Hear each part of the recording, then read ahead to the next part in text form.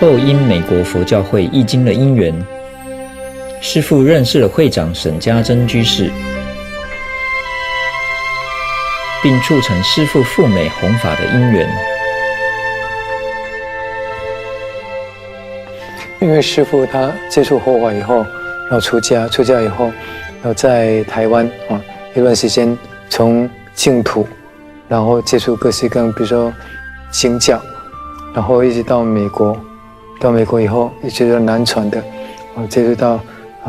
汉传的，比如说日本啊、韩国啊，还有内地的很多高僧大德，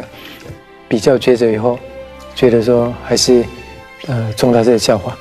他那个教理严密，次第简单，显密又圆融，这样，然后又重视戒律，所以师父就觉得说宗大的教法出生的。当时师父讲过一个他在美国的经验，师父在美国遇到了殊胜的师长，得到了殊胜的传法之后，师父自己亲自闭关修行的体验是每天都看得到自己的进步。不过师父告诉我，后来遇到了菩提道次第广论，师父说那个时候他就下定决心，依照着菩提道次第广论，死心塌地的从第一个道次第开始学习，开始起修。师父的身与意，一切实处所流露的，就是自作教他学习弘扬菩提道次第广论的过程。中国的大师广学当时藏地的所有的法门，从教到正，从显到密，这样最后呢成就达到最高。所以到最后他把他一生学过的法门，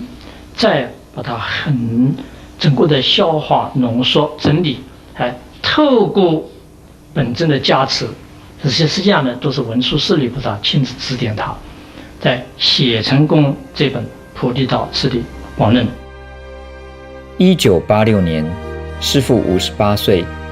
更为求得菩提道次第清净的传承，不畏辛劳，只身求法。为什么师父在教理及修行都有一番成就之下，却离开了物质优渥的美国，并且抱病远赴一个语言不通、物质非常匮乏的环境去求法？那时候我觉得师父他勇悍的精神啊，就是为了法不顾生死啊，毅然决然就出发了。到了一个地方，然后呢要住那个房间的床是就完全木板床，连棉被都没有，棉被枕头什么都没有，就是一张床啊。一路上坐车啊，巴士的椅子也是木板的，就一路颠簸坐10几个小时的巴士到那个要学法那个佛学院。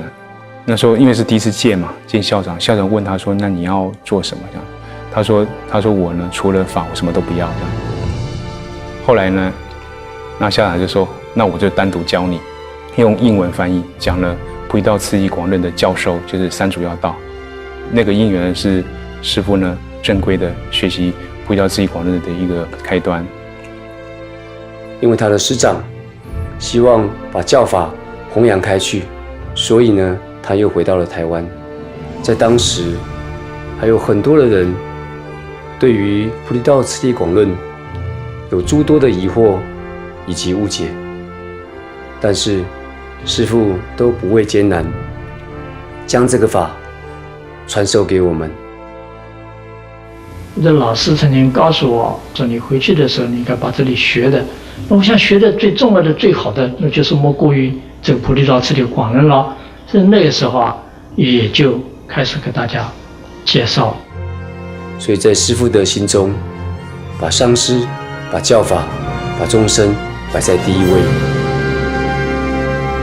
1988年，在传承师长的加持下，于南普陀正式宣讲菩提道次第广论，